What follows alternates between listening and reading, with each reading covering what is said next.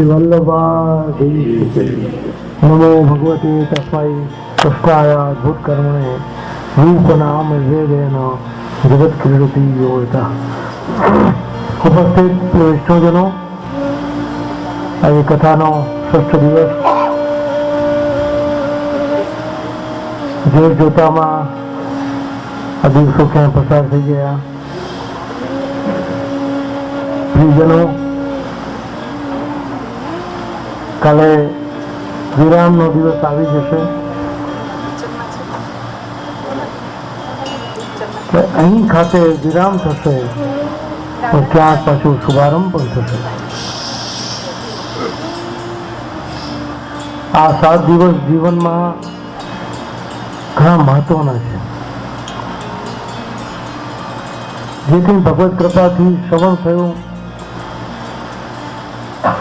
આપણા હૃદયમાં ઠેરાઈ જાય, આપણો ભાવ દ્રઢ બને। પુષ્ટિ ભક્તિ માર્ગ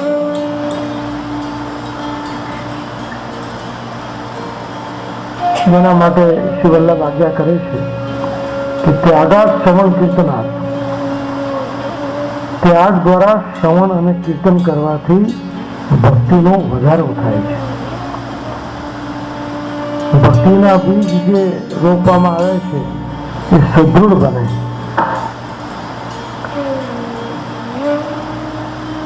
દ્રઢ થયેલો ભાવ એ કાયમ માટે સચવાય છે। સતત ભગવત સત્સંગની આવશ્યકતા રહેલી છે।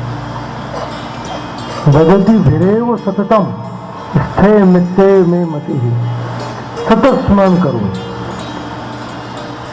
એક વખત જે દોષો દૂર થયા, બ્રહ્મ સંબંધ દ્વારા નવું દેહ પ્રાપ્ત થયો, કૃષ્ણ સેવાના અધિકારી બન્યા, પણ જો સત્સંગ નથી, સિંચન નથી, તો ફરીથી જીવ પ્રવાહી થઈ જાય છે।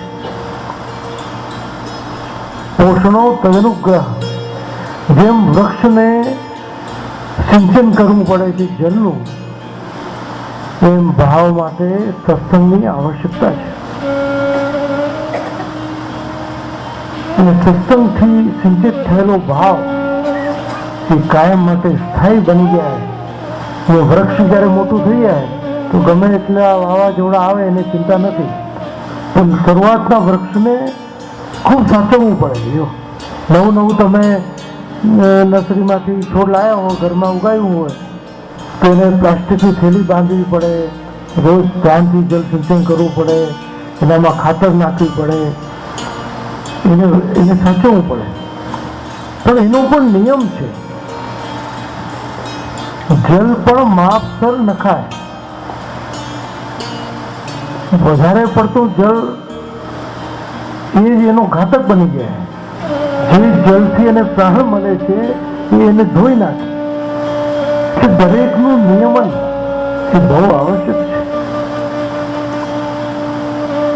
કોઈને એમ થાય કે આ દવા મળી છે અઠવાડિયાની, ચલો ને એક સાથે ખાઈ લઈએ, તો આ 5 દિવસનો કોર્સ કે અઠવાડિયાનો કોર્સ જો એવું કરવા જાય તો એનું વિપરીત પરિણામો આવે, પોતાનો રોગ વધારે વધી જાય। દરેકનું પ્રમાણ છે, એનું નિયમન છે। એટલે કહ્યું કે શિક્ષાપત્રનો એક શ્લોક, 84 વૈષ્ણવની એક વાર્તા, 252ની એક વાર્તા કોઈ નિયમથી વાંચી અને પછી એનો ભાવ પ્રકાશ વાંચો। શ્રી ગોકુલનાથજી, શ્રી હરિરાજજી જેવા મહાન આચાર્યો એનો ભાવ પ્રકાશ લખ્યો કે જે તમે વાંચ્યું એની પાછળ તાત્પર્ય શું છે, આ ઘટના કેમ બની, એમાં એનું ચિંતન, મનન, મંથન એ આવશ્યક છે। અને જ્યારે પણ મનમાં પ્રશ્નો જાગે લખી લેવા। કોઈ વલ્લભપૂર્ણ આચાર્ય પધારે તો એમને તમે આપી શકો છો। આજે જે ગ્રંથ અખિલ મધુરમ બહાર પડ્યો છે એ વૈષ્ણવના પૂછાયેલા પ્રશ્નોનો ઉત્તર સ્વરૂપે જ છે, અને પ્રશ્નો જિજ્ઞાસાવાળા હોવા જોઈએ। એટલે વારંવાર સુખદેવજી મહારાજ પરીક્ષિતની પ્રશંસા કરે છે, તો આટલા સુંદર પ્રશ્ન મને કરે છે કે મને ભીતર ઝાંકવાનું મન થાય છે. મને બધું સ્મરણ થઈ રહ્યું છે, ભૂલાયેલું બધું યાદ આવી રહ્યું છે. ઘણી વાર આપણે એવા પ્રશ્નો પૂછીએ છીએ કે એનું અર્થઘટન કંઈ મિનિંગ ના રખતા હોય, જેનું અર્થઘટનથી તમને પણ જ્ઞાન મળે, બીજાને પણ જ્ઞાન મળે, એવા પ્રશ્નો. અને એના માટે પણ આપણી તૈયારી હોવી જોઈએ. પ્રશ્નો પૂછવા પણ સહેલા નથી.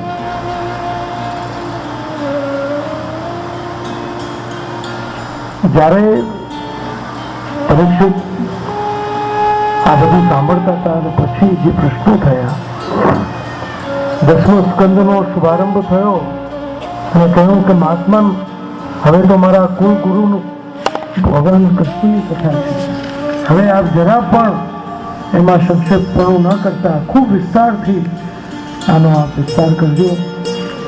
અને મારા પિતા, મારા દાદા એમના મિત્ર સખા હતા, એમના શિષ્ય હતા, એટલે મારે બધું જાણવું છે. અને જિજ્ઞાસા, ભક્તમાં જિજ્ઞાસા હોવી જોઈએ. તર્ક અને વિતર્ક એ માણસને ડોલાવે છે. અને ધર્મ એ શંકાનો વિષય નથી, એ શ્રદ્ધાનો વિષય છે. ભગવાને ગીતામાં કહ્યું છે કે સંશય આત્મા વિનશ્યતિ. જે શંકા કરે છે એનો નાશ થાય. જે વસ્તુ બની એનું અર્થઘટન આચાર્યોએ કર્યું એ માનવું જ પડે. આ વિજ્ઞાનમાં તર્ક વિતર્ક થાય, વિજ્ઞાન બધામાં એવિડન્સ પ્રૂફ માને આ ઘટના થઈ, એની પાછળનું રીઝન શું. ત્યારે ધર્મ એ શ્રદ્ધા અને વિશ્વાસથી સમજાય છે. સંપૂર્ણ શ્રદ્ધા જ્યારે આપણામાં ફલિત થાય તો દરેક વસ્તુના અર્થઘટન સતત થવા લાગે. થોડા અંતર મનમાં ઝાંખવું પડે. અને ઘણા લોકોને હું એમ જોઉં છું કે હજી અમને ખબર નથી, હજી ખબર નથી, 20, 25 વર્ષથી કૃષિ માર્ગમાં છે, છતાં એક જાતનો એવો ભ્રમ છે તમને બધી જ ખબર છે, પણ નથી ખબર એવું કહીને પલાયનવાદી દૃષ્ટિકોણ આપણો થઈ ગયો છે. નકારાત્મક અભિગમ કે કૃષિ માર્ગ તો બહુ હાર્ડ છે, બહુ સમજાતું નથી. આવી સોચ આપણને પ્રભુથી દૂર લઈ જાય છે. કૃષિ માર્ગ જેવો કોઈ સહેલો માર્ગ નથી. જેને કૃષ્ણમાં પ્રેમ છે, જેનામાં ભક્તિ છે, એને બધું સમજાઈ જશે. જેમ પહેલી વખત કોઈ સ્ત્રી માં બને છે તો એને સમજાવવા નથી આવતું બાળકને કેમ સાચવવું, શું કરવું. ઘણીવાર એની દાદી કે માને રાખે, પણ બાળકનું રુદન થાય તો પોતે ભાગીને લઈ લે. એમ ભક્તિ જ્યારે ઉદ્ભવ થાય તમારા હૃદયમાં, કોઈ ગુરુની બી આવશ્યકતા નથી કે સતત તમારા હૃદયમાં એ ઉત્પન્ન થઈ જશે. આ કોઈ શીખવાડવાનો વિષય જ નથી. આ એક એવી અભિવ્યક્તિ છે, એક લાગણીઓ છે, ઉર્જાઓ છે કે સતત ફલિત થાય છે. અને એના માટે વાંચન, મનન, ચિંતન, ગુરુના વચનમાં શ્રદ્ધા આ નિતાંત આવશ્યક છે. સિદ્ધાંત કોને કહેવાય કે જે સિદ્ધ થઈ ગયા? શ્રી મહાપ્રભુજી, ગોસાઈજી, શ્રી હરિરાયજી, મહાન આચાર્યોએ જે ગ્રંથો બનાવ્યા, શ્રી મહાપ્રભુજી બનાવેલા 16 ગ્રંથો, શ્રી હરિરાયજીએ બનાવેલું શિક્ષાપત્ર, એ બધું સિદ્ધાંત છે. એ સિદ્ધ થઈ ગયું. 537 વર્ષ થઈ ગયા. હવે તો એનું ગહન મનન અને ચિંતન એ જરૂરી છે. સતત સ્મરણ. જીવ પોતાના સ્વરૂપને ભૂલી જાય છે. ભાગવતની કથા થાય, 7 દિવસ આપણે સાંભળીએ, આપણને કેટલો આનંદ આવે. હૃદયમાં રહેલો સુષુપ્ત ભાવ ફરીથી જાગૃત થઈ જાય. હવે એ ભાવને સાચવવાનો છે, એની રક્ષા પણ કરવાની છે. જેમ નવો અગ્નિ પ્રગટાયો હોય અને કોઈ પવન કરી દે, કોઈ જલ નાખી દે તો અગ્નિ શાંત થઈ જાય. તો દુસંગ રૂપી જળ જો એને એ ભાવને શાંત ન કરી દે, એનાથી સાવધાન રહેવું. ખૂબ સાવધ રહેવાની જરૂર છે, સાવધાન રહેવાની જરૂર છે. અને એ સાવધાનતા ભગવત કૃપાથી મળે પણ છે. આપણા ભક્તો કોઈ યુનિવર્સિટીમાં ભણવા નથી ગયા, પણ લોકો આજે એને ભણી રહ્યા છે.